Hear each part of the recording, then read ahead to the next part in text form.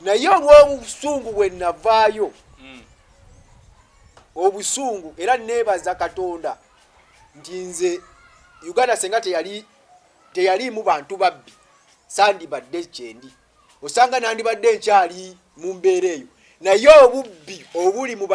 bakulembeze ba Uganda erimu ababbi obubbi obuli mu bukulembeze bwa Uganda bwe bunnyambye okufuuka kyendi kuba bundeetedde okuba nti mbogerako nga tulya bikajjo naye nga tugenda kukiikirira ggwanga ekyammalamu amaanyi kwe kubanga wali wabula ennaku nnya tugende tukiikirire Uganda mu qualifiers e Misiri bajja ne batugamba ayina ssente ez'ennyonyi gwe tutwala nga mubadde mu kampu nga tubadde mu kampu emyezi 3 tewali n'omu ayina mwadde 10 naye ng'ekyo kivudde ku bulagajjavu bwa Uganda Museveni agenda kuwa emitwalo 3 akulaala asenga bwasiikanye mu president nga bwe yakwadde milioni 3 kuba bye Museveni bulwakuwa ayongerako 0 kukyakuwadde embizi yali zebra embizi zebra gye yaweereranga gye yaweezanga kuba naawe kennyini bw'oba owe embizi ebiwata n'ogiragajjalira naawe ekulya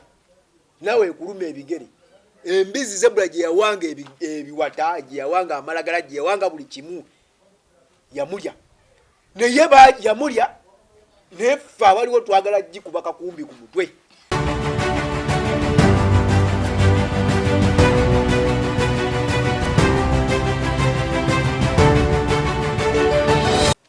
abalabi baffe mbaniriza amanya gange yenze Kaye Wisdom mutabani w'omulaalo Omubwati nabagamba tubeerawo nga tudiscussinga entertainment tudiscussinga ebintu ebiri wano ne wali na buli kimu bulijjo ntera bagamba nti Kaye Wisdom nakulya ku mata omutali mazzi ne Seriraka ne mbagamba nti twaveeyo Rengo ne tuyingira Buganda tuli baana ba Ssaabasajja Kabaka era twakyusa n'engombe egamba nti nno ye bwaligwa wendigwa tusooka kugwa ne tuggwayo ye yasembayo ye movie star yeka ye movie star ye star ekirala kyekyo Katero now tuli wano leero tuli eno waffe mu ghetto olunaku lwa leero tukoze ne Wood Big Masavu waliwo yaŋŋamba nti Wisdom lwaki ogamba Big Masavu ŋŋamba Big Masavu ku Wood kubanga buli w'omutunuulira booti olabira ddala nti yakulira mu mirembe oba Kololo ettama lijja buzi okugulu kujja buzi buli kimu kijja buzi kwegamba tabanga bano bakatero munoonyako n'ennyama amala genda mu jimu okufunako ku kabode so Wood yali ku kamera dokita leero twamugobye engeri gyaludde nnyo ewa Nadduli naye ali ku kamera buli wagende wa muzeeyi wange Nadduli asookera ku ffene naye muzeeyi Nadduli kulamusizza nagamba abantu waliwo omuntu omu yali ayingirira Kakoza Mutale neŋŋamba omukyalo oyo nti bw'oba owulira nti omanyi okuvuma simanyi ngenda kukola kyonna boddamu okunyega Kakoza Mutale kubanga eggwanga lino nze manyi waliwo abantu amu naddala abamuva mu Central Uganda wano abalwanirira nnyo gavumenti eno okubaako newankubadde babasiimye endowooza nnyo nga tebagirabika kati Kakoza Mutale yaleeta ano system nagibagamba era lumu omugenyi ono gwendeese tujja bituukako yaleeta system ya math akalulu nga kava ku kyalo nga kali mu numbers ne kagenda ku district ne kafuuka mu decimal bwe kambukaawo bwe kagenda ku parish ne kafuuka mu decimal ne katuukawo ku district ne kagenda mu fraction kagenda okutuuka ku national enamboole nga kali mu percentage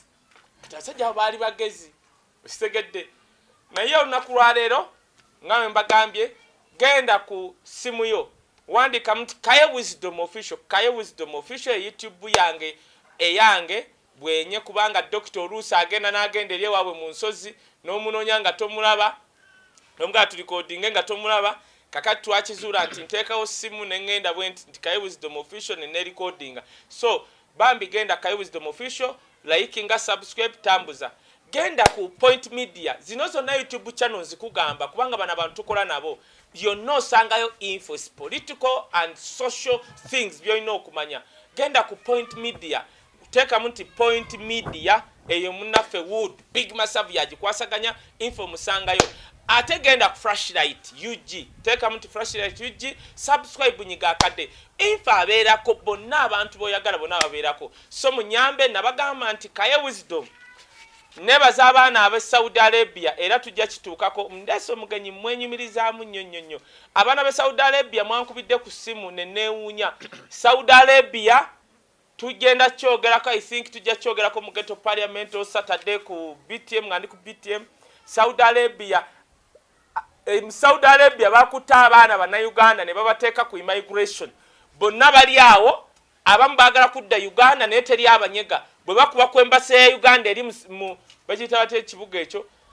teri abanyega nabagamba dda nti embassy za Uganda engeri abantu abasinga abakolayo abatali bannayuganda batumanyira bumanyizi era nze I challenge you nali Belgium nendaba omuchina nga yakwata file oba oyagala passport oba yazikuŋŋaanya ate nasindika ebungereza ekitandi badde kibi naye omuchina namunyonyola nti ebizibu byennina omuchina kakati baabo tulina bambasada bayindi bannange nabagamba wali mu Washington omuwala n'ebinnyo byawe binnyo bikungulu nti tayogera luzungu ebinnyo byammwe mu bitwale mu dento naye tetujja kugumikiza bannayuganda bamanyira nabanyonyola munnayuganda omwe yagenda ku Swedish Embassy ku embassy ya Uganda eri mu Sweden n'obuzibu yasanga yangambe Wisdom mwagala n'ogera erinnya lyange abantu tebankola ku Facebook byonna tujja bijja si kubanga tetwagala government naye tuwewuunya government abantu ababa makola mu government abalina okukola omulimu gwabwe nga tebagukoze era nze nabagamba abantu abamu banyuyiddwa President Museveni si kubanga tebandi mwagadde naye ebikolwa ebibatuusibwako kati ng'omwana oyo Drake gwe nabagamba nti omwana bamutumye leeta passport ya Uganda gijje ku embassy yammwe eye Denmark bakuwe passport ya Sweden n'agenda ne bamuwa olupapula olwalugoberera passport nga lufu ng'alumuwadde akola mu embassy ya Uganda mu Denmark ebyo mbyogera nze mmanyi mu bakulu mu abwa simanyi ku saidi mubeeraawo nga munywa omwenge gwammwe anti mwava ku malwa ne mu advancinga no problem nga munywa emyenge gyammwe Uganda si yammwe mbabuulira musobola okulaba abantu nga basirifu we bati naye si basiru abantu bawano mu Central nabagamba we njogera ku bantu ba Buganda soogera ku Baganda bokka abantu abazaaliddwa wano mu Buganda mwattu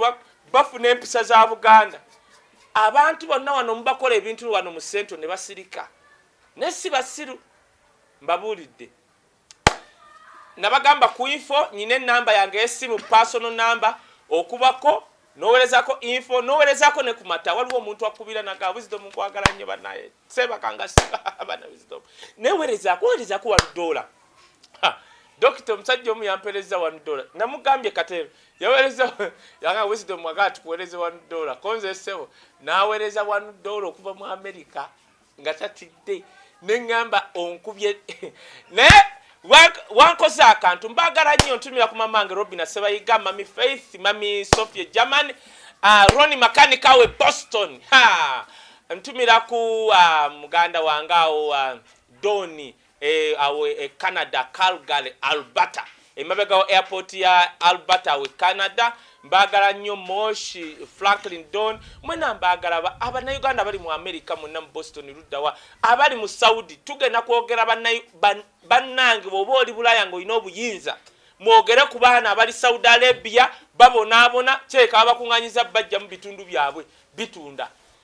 olunaku lwaleero ennamba yange eri 070 49 439 0701 49 40 39 enamba eyo njibawa kubanga abantu abamu baali beerimbise mu linnya Wisdom nga balibbiramu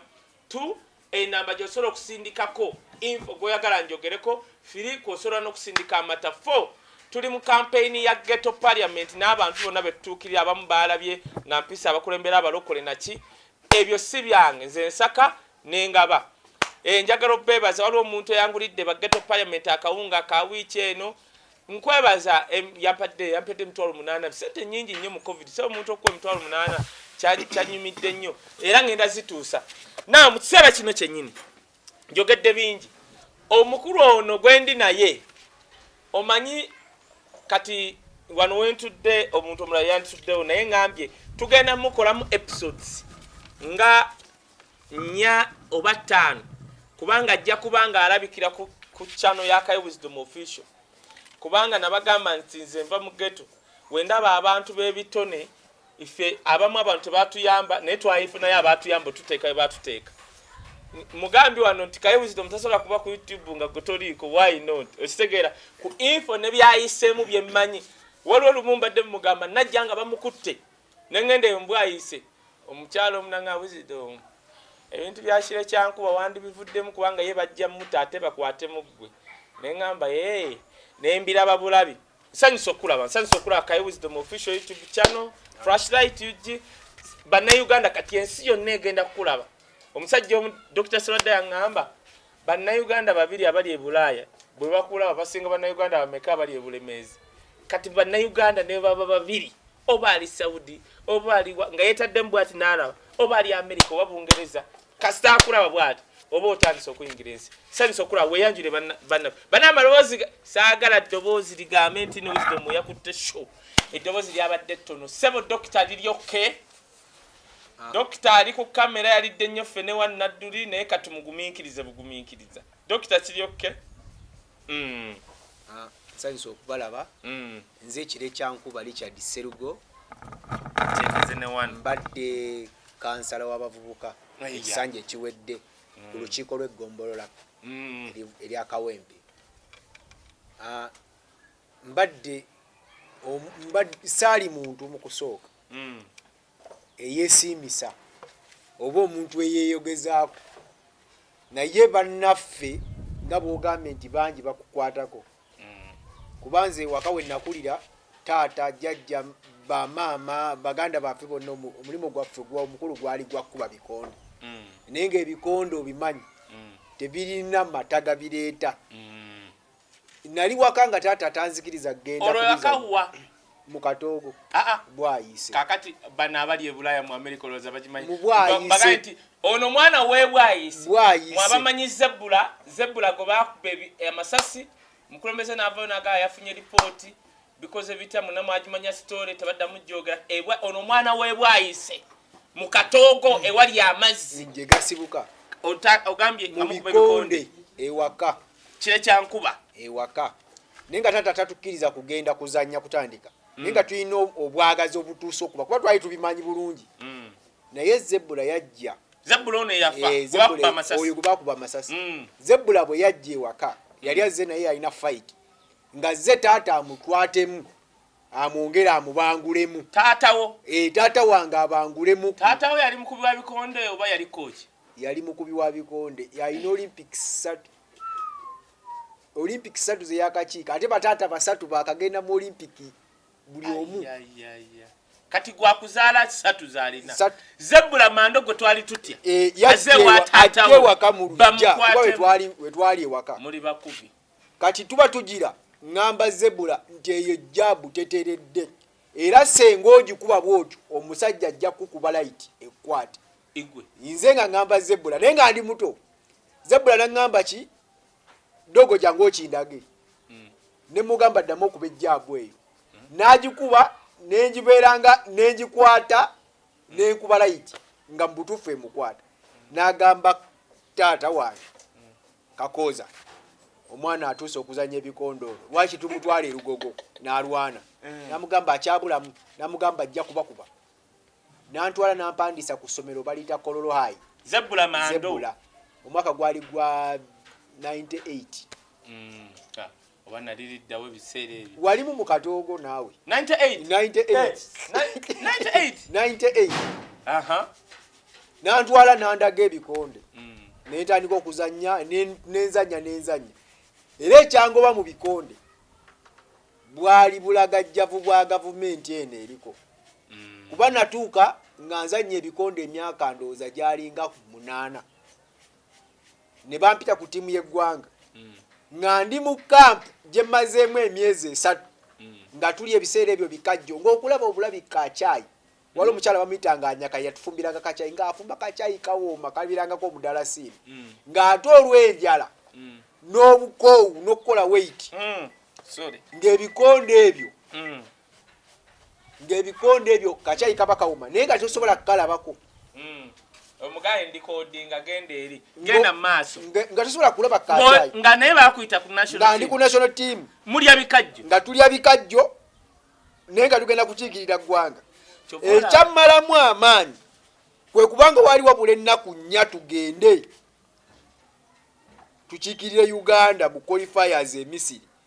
bajja ne batugamba ayina ssente ez'ennyonyi gwe tutwala nga mubadde mu kampu nga tubadde mu kampu emyezi 3 tewali n'omu ayina mwadde 1,000 naye ng'ekyo kivudde ku bulagajjavu bwa Uganda emyezi 3 mu kampu kulasti bazze babagambye bazze batugambye alina ssente alina tiketi yewe tugenda okutwala nasituka busitusi nengenda mu luumu yange we nali nsula twali tusula kalumu amanyerugogo waliwo eri akalumu eri mu malaalo waliwo akakalina mu malaalo gye twali tusula gye twali tukubye enkambi sikayingirangamu naye nkalaba nagenda nava mu gym kuba waliwo gundi main building gye tuzanyiramu ebikonde indo naye nagenda nava mu gym nengenda gym eri wano ku hockey kule ground yali eyo gym nengenda mu kakalina nezjayo obugoyi bwange in fact nayinayo biki bigoyi benkolera mu training na bigatto na biki nembiteka mu kasawo nenva erugogo nga nziruka sawa zalinga mukaaga ogwemisana nenzireka nenva mu bikonde nali mulungi nnyo nga nkuba bulungi nga nkyapa nali nkuba nembivaamu naye olw'obusungu bwe navaayo obusungu era nebaza Katonda nti nze Uganda senga teyali mu bantu babbi sandibadde kyendi osanga nandibadde nkyali mu mbeera eyo naye obubbi obuli mu bakulembeze ba Uganda erimu ababbi obubbi obuli mu bukulembeze bwa Uganda bwe bunnyambye okufuuka kyendi kuba bundeetedde okuba nti mboogerako naye ate kuboogerako sibalowooza nti nkoma boogerako nange entebe natuuka okugyagala bundeetedde okuba nti kati osanga senga nfuuka kiri nagambye ondeetedde ekintu kino nabadde nyina gwe ŋŋamba gwe nadde njogera naye ng'ali Japan neŋŋamba omwana eyadduse mu Olympics yankoze obisi nga yamaze okusitula ebizite namala obisitula nadduka otegedde era yambalidde akantu yambalidde yandisose situla era nze Munnayuganda twali mu Australia nga Munnayuganda adduka ndowooza nayagala n'omuyambako kubanga nali simanyi nga abola abaana ba netball bwe bajja okutraininga ekinene nnyo babaho omutwalo ogwo ekyo kintu kyanneewunyisa ogwa sente za Uganda era bano mbalaba muwana Proscovia okuba ttiimu ya Bungereza eri wali nga bali wano nga n'okwepakira yeepakidde kati ogamba otya nti yabuze yomanyi lwaki babasaba ssente ku lasti anti kati muba mu traininga mu abaavu ng'abaana babagagga bala bali walala kati bajja ku lasti ne babagamba alina tiketi yagenda nga bakimanyi actually baba bakimanyi n'ogisobola basobola okusaba ekirala ne badda era basobola okuddira ttiimu negenda nga naye abagenze tobamanyi Uganda vulungu kaye bw'olaba minisita ng'agenda kuteekamu obuwumbi 15 agenda anoonya omwana eyabuze kikukaabya amaziga lwa nsonga minisita si ye yakwata omwana n'amuyingiza mu kusitula ebyuma tamanyi mwana kye bayita qualification okuyitamu ogenda okusitula ebyuma kye yayitamu tekwaliko kikumi kya minisita tekwaliko gavumenti ya sente ya gavumenti kyokka minisita agenda kukwata obuwumbi agenda anoonya omwana agenda kulinya business nasekere dokero era Uganda nfu bano bawudu be basoma nalabye minisita wa foreign affairs nga munene nnyo asinga odokita ekifuba kye ngali bwati tomorrow minister of sports is going to take an airplane going to Japan and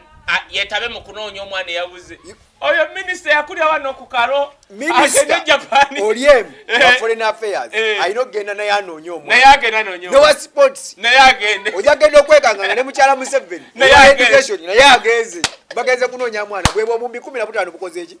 Nenga bannayuganda tuli mu katoko tufanjala. Bonna bageze kunonya tuli mu katoko tufanjala. Nalabye juzi nga basindikidde omukyala emitwalo 10 n'afeitinga. Lwafuna mitwalo 10 n'afeitinga. Nengamba kati seka kabadde kakadde. Kyandibadde kitya? Nalaba Kalamojja era nze neewuunya bawaana abaminisa abadde Kalamojja. Nalaba Solomon Sewanja nga yeesibye baddira kamera ne bagimusiba wano ne bagenda e Kalamojja. Nga Kalamojja waliyo akatale. Nga olaba wano obutale bw'ente simanyi muwogo. Nga waliwo akatale. Naye nga bateekawo bye batunda naye nga real business eriwo bawala be batunda. Kakati ekyanneewuunyisa NBS eyo ng'ekoze story. Kakati omukazi nayini baana baali babiri. Buli mwana bamugula emitwalo 5 egya Uganda. Byenkunyumiza no bya reset.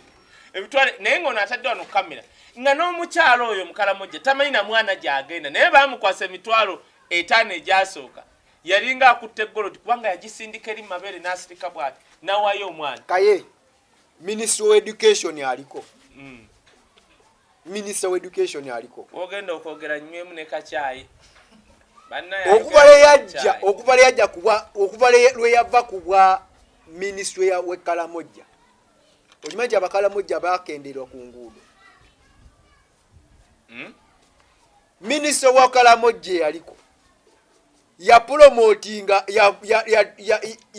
ya importinga abakalamojja from Kalamojja to Kampala.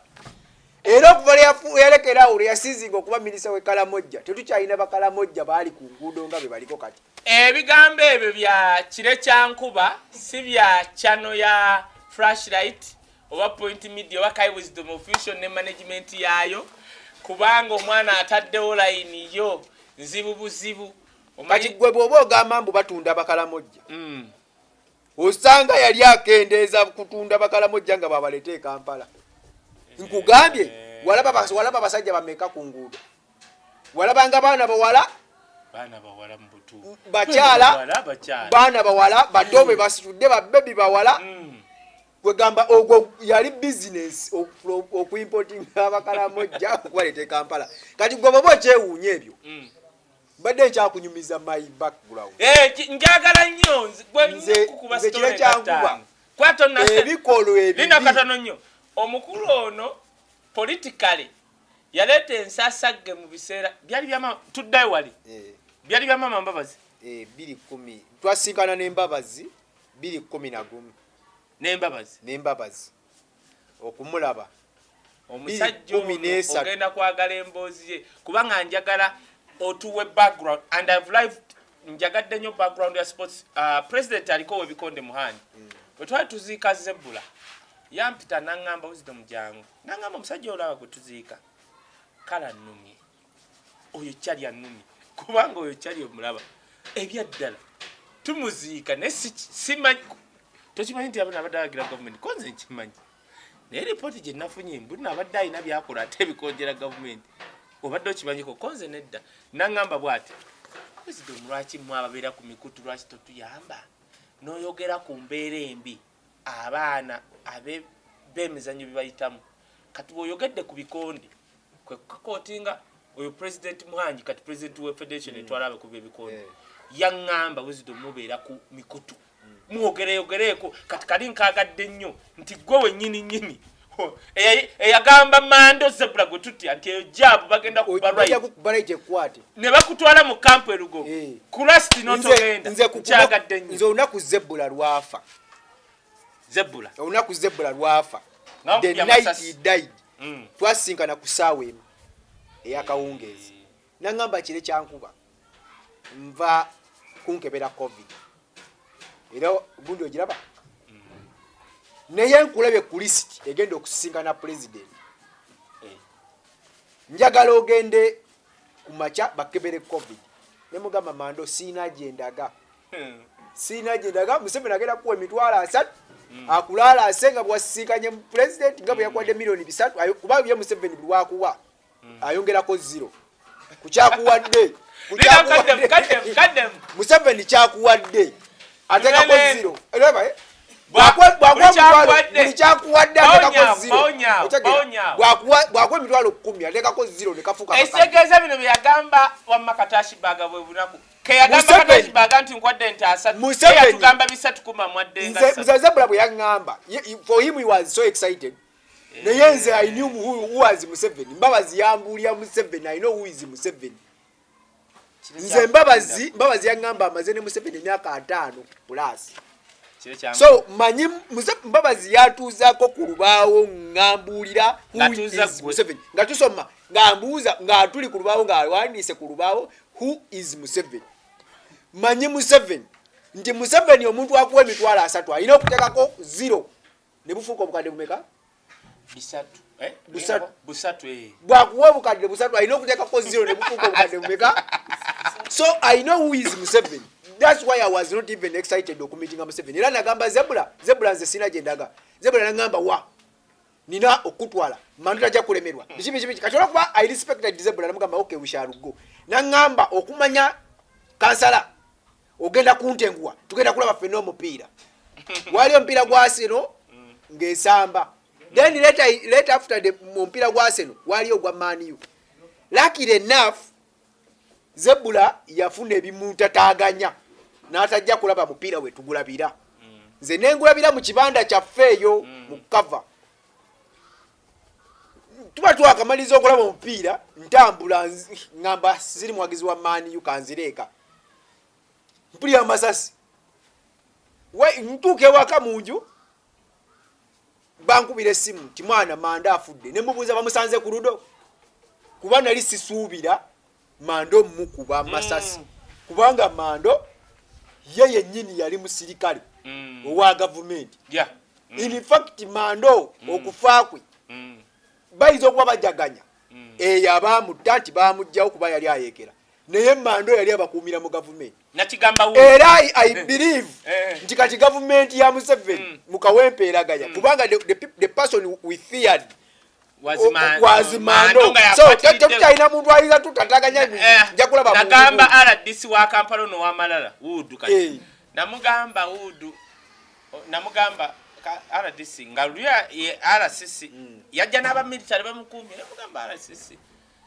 omusajja oyo mulaba mu mwaka ajja mu Kawempe Mando tebadde atamuwuliriza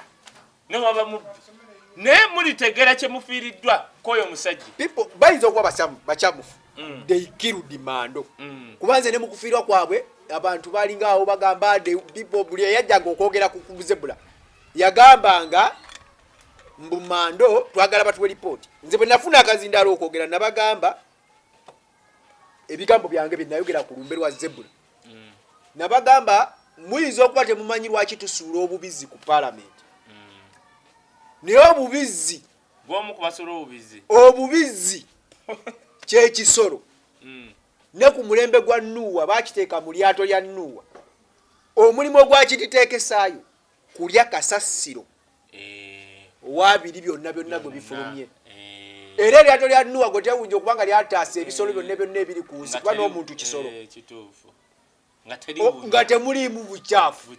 embizi yalimu embizi yali ebifukula n'ebirya ekitusuza embizi ku parliament ziridde ne zifukula buli kimu ate era embizi eyo kyekisolo kyekimu okumanya kirya bino bigambo nabyogera ku lumbe lwa Zebra bw'obanga kirina olubuto ne kituuka mu sizoni y'okuzaala oba ku ssaawa y'okuzaala ng'enjala ekiruma n'obwana kibulya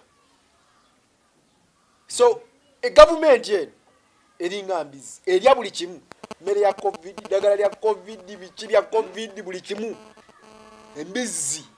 Uganda yeridde Zebra era sagala kuwulirayo muntu adda wano bw'asaba lipooti teriya Zebra wabula gundi abantu batwala ali bagamba bajja kunkuba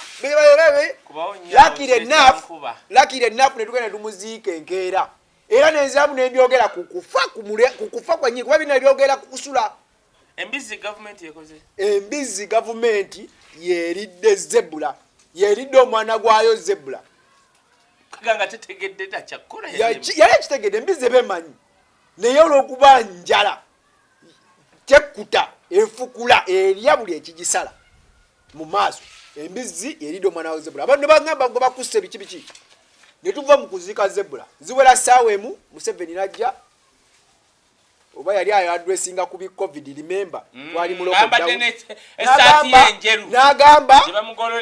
wikirundi zebula abantu abali bangamba mbunjogedde bubi ki nenze zebula yeyandaga ebikonde machaze wakabi aliwo nalinja kutukawo naye nali sijja kutukawo mbwangu zebula yafunya my first fight erugogo national fight erugogo yali zebula nasigala nga traininga nemberawo nga nwana bwantu ali walukanga buli zebula buli yatukanga buli jimu jagendako nga jengendako okutuza nagamba nga tata yo musayi gwe gwa KBC nengamba kanzirewo KBC watata jayagala kube walala yo naye tanjaga tansimirayo naye zebula yanuma ngabo yaluma abalala naye embizi yali ya zebula embizi zebula giyawereranga giyawezange kuba nawe kenyini bwoba owe embizi ebiwata n'ogiragajjalira nawe kulya nawe kuluma ebigere embizi zebula giyawanga ebiwata giyawanga amalagala giyawanga buli kimu yamulya naye yamulya nefa waliwo twagala gikubaka kumbi ku mutwe kubanga yali agitwasa yali agiwera takola ki yamujjawo betukyali nabo tulina omusajja kire kyankuba Richard omwana enzaala yebwayise mu katoogo omwana yakula nga alaba zebula mando mu abatamanyi zebula agenda ku mutimbagano teka muti zebula mando ojja mulaba omwana yagamba nti gavumenti ya Uganda mbizi eria buli kimu eridde covid eridde sente za covid ebitanda bya covid nadizi byonna bichogamu yeria eride ne sikati neria ne nika neria ne slim byonna era gambe kala banange nyumirwa kala mwana byayogera nyumirwa banange ono tetunaba tukyali ku preamble ya kire kyankuba abadde kansara ekisanje kiwedde nga akulembera abantu bebwayisewa is an activist omusajja ono ainalo nzalo omuntu omwe yankubira nangamba chaligo inalo chali kubanga mu campaign awo nawuli angense ntami nenga naye bano bagayi bano otobalumba boti nanga chaligo inalo usitegera ne nawo inalo tetuna ono Richard kan manye tukyalina eddakiika nga mmeka kubanga njagala kuba episode 1 ne soko njagala obeeko byoyogera mu intro kubanga njagala kuleeta oyingira otya politics naye ate okyalina story ennyumira kata muzeeyi wakyaliyo mwabe bali oli serious we bali tata yanzaala kati yafa naye nze batata bange ba anko bange anko bange we bali kati njagala onyumyeyo ekirala awo nga tetuna kubanga kati olugendo njagala enseta ndiko waliwo abantu kire kyankuba nga sibe MP siba minister nenga obawuliza magezi otegedde nakulabako kazindala kamu oyo omanyi crime katero yandete bwayise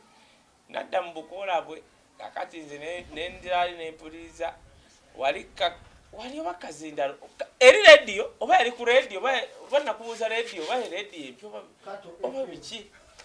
nengamba naye kire kyankuba oyo ajja tufugako wano mu kaweebu naye maama lwakwanga Bashiri yewaffe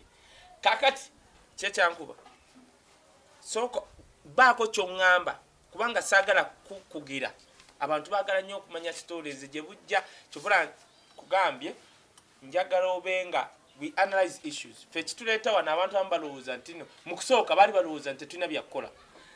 nabadde ndi ne Isima Simigo netwogera ekintu nangamba nga bakoze Bloggers Association nanga wisdom nadde mbabuuza lwaki mukoze association eno mumbulire nayogera byeyogedde nanga naye Isima gwe olina amagezi lwakwanga ogenda naye weesirwaza ebyo ebintu bya yera ennyonnyo yagambye wisdom ekintu president wakyogerako kiba kifuuse relevant yayogedde kuba bloggers ne bakwatiramu n'omusajja gwe batulaze alabika nga talina smartphone musume yavaluwe simenye yabika Museveni kati weekyogedde kyo nanga kati wisdom nze mmanye enkya wisdom ndi weenaalemu nnyo bwe bantwala wisdom nga tulina ekibiina kyaffe tosobola kulema kujja kubanga n'abasajja adde mboogera nange basobola okuntwala okudda mu kiro kyogambye nti gavumenti eno eringa mbizi erya n'obwana bwayo olaba Isima kyaŋŋamba Isima gwola baboogerera ennyo kagamba nga waali mu kuŋŋamba ki nangamba mbadde nsaba yengera mu kibiina kino kunze okay ensonga gyo ngambye entuufu badde njagala kire kyankuba oyina tetunayingira mu byabufuzi oyinayo kyoyagala okuŋŋamba ku sitole yeeyo kati tulabye ku ya Zebbula webale kuleeta ekyo kubanga nze bwenfuna chance njogera nnyo ku Zebbula kwa munaye tetulina kyesoola mukolere okujjako just to speak tuwaliwo Zebbula nayagala nnyo ono meya w'Ekawempe oba ali kikolo baya kikola yatugamba oluguudo lwa Zebbula in fact mu previous council twayogerako Zebbula meya Serunjoji ya proposinga nti tumuwe Zebbula oluguudo tulutuume okuva ku Eden okudda Nabweru Road Junction Kawala okutuuka mu Kawala okuva naye nze era nasaali musanyufu matches oluguudo si lunene nali njagala bamuwa oluguudo okuva wano ku Bamu supermarket olugenda ku jimu ye olwetooloola ne wali we baamutira era lwe lutuuka ku maka ga Zebbula nti we baamutira wennyini lwe tuba tululuma Zebbula kuba luguudo olwo kijjukizo nze bulwatuukawo ngamba kale Zebbula baamutira wano baamulayiza n'omulayiza ne bamugamba owagira ki n'abagamba ndi weenaalemu kale tebereza n'omusajja yatugamba nze kitero yankubira oba saamusambu Zebbula bamuse ngenda okubira ku bantu olwo oluguudo nze lwe njagala naye ye meeya kuba tubadde mu kanso yemu meeya ng'ayagala olwo oluguudo naye nganze ku luguudo lwe battirako ddala Zebbula olugenda ku jimu olugenda ku makage lwe baamuttirako lwe njagala naye era terusobola terukyasobola naye era I believe nti wano bali bagenda muwoolu naye no tujja dutuma mando kubanga mu village council ne mu village council ino powers okutuuma oluguudo olwo n'olwo bajja dutuma wakiri mando luliba lutuume Zebbula lunene ate n'ekirala lwali lufuuse buli omu alumanyi nti Nabweru Road buli omu alumanyi nga Nabweru Road nze nali njagala olwo oluguudo olwo mpaka ku maka ga Zebbula baluyite Zebbula kuva kusenjala okira kusenjala n'okira wali kati ngatuze kwekyo Zebbula ajje lugogo nga tugenda obawa nga nakola akavuyawo naye mbagamba bane tutwala ttiimu ey'ebikonde naye waliwo omukulu oyo Zebbula ng'akamuleeta awo lugogo era kyovola nayagala nnyo omusajja oyo Muhanji oyo kubanga bali abaali awo ku National Council ng'abasajja tebaagala kumanya naye nga olaba Zebbula naye nga tuvudde mu byaki senga mbadde nkyalinamu amaanyi mbakubanga ngayina by the way nkyalina amaanyi naye nakowa ebikonde kiri kye bakola kyakola bankosa bulala naye Muhanji at least akoze era nze okumanya nabikoowa ebikonde saagala nabbiraba nabikoowa saagala bbiraba kuba buli wembiraba ndaba omwana akubya obwijjaabu ndaba omwana akubya pakati nga yagenda okukikira Uganda osanga neŋŋamba naye oba I can do it right kyovola nga nabikoowa neŋŋamba kambesonyiwe naye Muhanji akoze omulimu Muhanji kyensooka omwebaza Muhanji omanyi otuuka mu ofiisi ezo oba towuliza Muhanji omuweereza ka WhatsApp n'akuddamu Muhanji former kansala lukiiko lw'eggombolola y'e Kampala Central oli serious ng'akiikirirawa yali naye nga kansala ese baavuga lwenjirova Muhanji omuzanyisa ayinza okuba yayongerako 0 ayinza okuba yagenda owona omwami ayongerako 0 President Muhanji akulembera federation naye Muhanji nabagira Muhanji nga tammanyi naye nga kyenjagala akuba Nyakaana